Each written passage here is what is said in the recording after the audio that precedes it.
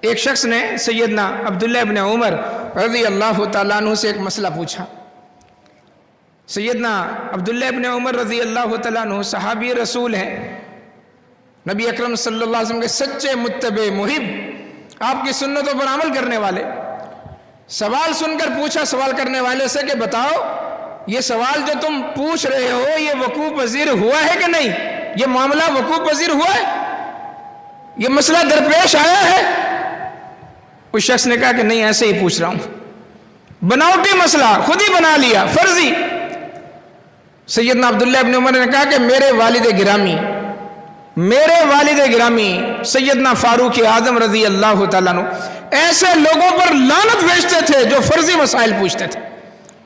مسئلے کا ابھی وجود ہی نہیں ہے، مسئلہ درپیش نہیں آیا، اپنی طرف سے گھڑ کر فرضی مسائل پوچھنا، کہا اپنے فاروق لعنت بھیجتے تھے ایسے لوگوں پر۔